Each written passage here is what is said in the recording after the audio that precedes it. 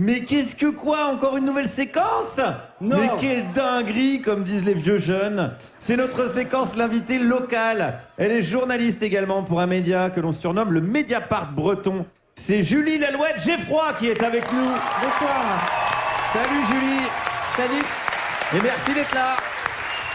Merci d'être à domicile. T'es journaliste pour un média, je l'ai dit, qu'on surnomme donc le Mediapart breton et qui s'appelle Splan, mais qui s'écrit un peu, les gens disent quand même Splan, dans Oui. la majorité des cas, sauf ici. Qu'est-ce que ça veut dire Splan? Splendide, ça veut dire clair, évident, clairvoyant. Et on peut le dire en breton, on peut dire splendide et on peut dire splan en français. Ok, on peut dire On a le droit de lire les deux. Est-ce que tu peux nous présenter le média, un peu la ligne éditoriale, on va dire? Splendide, c'est un média qui s'est créé il y a 6 ans dans un mouvement, un double mouvement, je dirais, de défense puis d'attaque, de défense de nos consoeurs, Inès Leroux et Morgane Large, qui ont subi des menaces, des intimidations, on en a parlé tout à l'heure, et ensuite d'attaque, parce que une fois qu'on s'est retrouvés tous ensemble, on s'est dit qu'est-ce qu'on pourrait bien faire. On s'est dit peut-être notre boulot, on est journaliste, et du coup on va créer un média. L'idée c'était de faire, et c'est ce qu'on fait toujours, des enquêtes au long cours que l'on publie une fois qu'on est prêt, et on est vraiment sur de l'investigation sur le temps long, sur les grandes problématiques de la région. Donc les premières enquêtes, par exemple, c'était sur la pollution à l'ammoniac en Bretagne, particulièrement autour de Saint-Malo.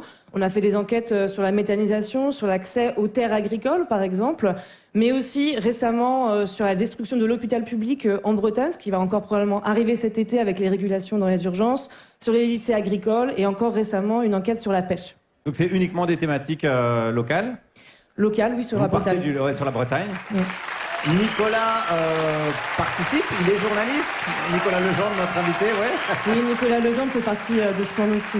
Ok, et alors on a envie de savoir comment c'est financé, comment ça fonctionne en interne. Oui, parce que ça coûte cher en fait. Eh oui. C'est pas pour rien.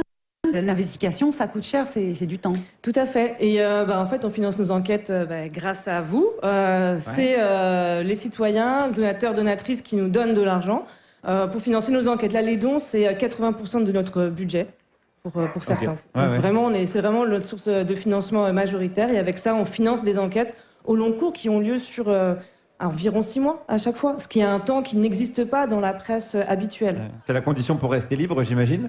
Oui, tout à fait. Mais c'est aussi parce que c'est la condition effectivement pour rester libre, mais aussi pour pouvoir faire les enquêtes et les publier une fois qu'on est prêt. C'est-à-dire qu'on n'a pas de rythme de publication. On ne sort pas une enquête toutes les semaines, tous les mois. Et si on n'est pas prêt, tant pis, on publie quand même. Non, si on n'est pas prêt, on se dit on attend. Et c'est pas grave. Et comment ça s'organise en interne? Est-ce qu'on peut dire que c'est un média qui appartient aux journalistes?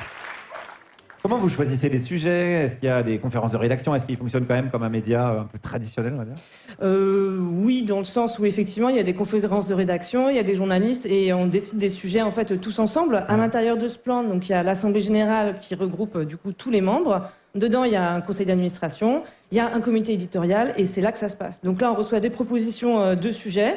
On les regarde et on se dit laquelle on prend avec les moyens qu'on a, le temps qu'on a. En gros, on est sur une logique de 4 grosses enquêtes sur l'année. Quand même, hein, c'est énorme, quoi. Il y a combien de personnes qui participent en tout, à peu près? En tout, on est une trentaine de membres. Ah ouais, c'est beaucoup. Une trentaine de personnes. Hein. Et la dernière grosse enquête, alors, est-ce que tu peux nous donner un peu une actu? Qu'est-ce qui se passe sur ce plan? La dernière grosse enquête, justement, ce format des grosses enquêtes, la dernière qui est sortie, c'est une sur la pêche. Donc du coup, comment la pêche, ça se passe en Bretagne avec pas mal d'enjeux derrière. Et après, il y a des enquêtes que l'on sort un peu plus ponctuellement, qui sont sur des formats un petit peu plus courts. Donc on en a fait une, par exemple, sur le plan RSA porté par Maëlle de Calan dans le Finistère, par exemple. Ouais, vas-y, tu peux nous en parler?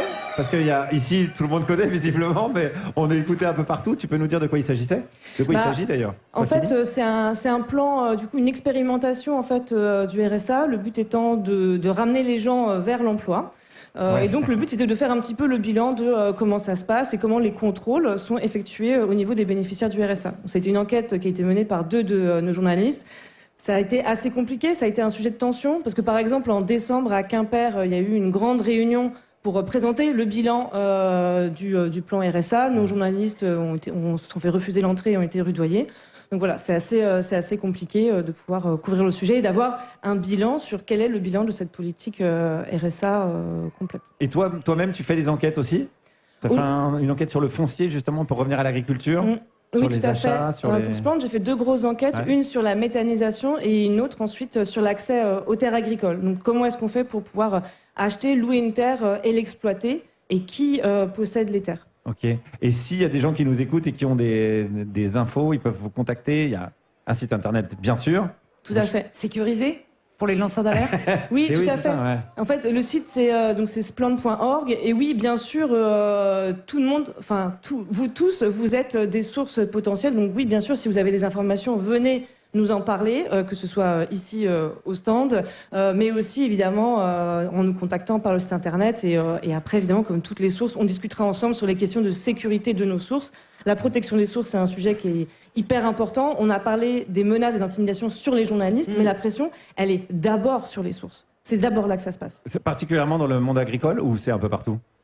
Moi, je connais mieux le monde agricole, Ouais. et il y a vraiment beaucoup de pression dans le monde agricole et de l'agroalimentaire. C'est vraiment très important, ouais. Et concrètement, si on n'a pas d'infos, mais qu'on est citoyen et citoyenne et qu'on veut vous aider, comment on fait?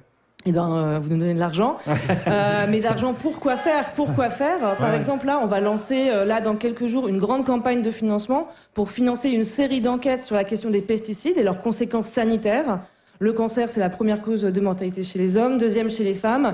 Quel est le lien? Comment ça se passe? Comment ça fonctionne? Là, on veut financer une série d'enquêtes, mettre ça à l'agenda politique, parce que les maladies comme le cancer, c'est pas hop, pas de bol, on a un cancer. C'est un fait politique, c'est une construction politique, ça ne vient pas de nulle part, c'est des décisions publiques, politiques qui sont menées, c'est des normes environnementales qui n'arrêtent pas d'être détricotées et qui nous exposent de plus en plus à énormément de substances, des pesticides dans l'eau, dans l'air, etc. Donc on veut enquêter là-dessus, donc financez-nous et on va y aller.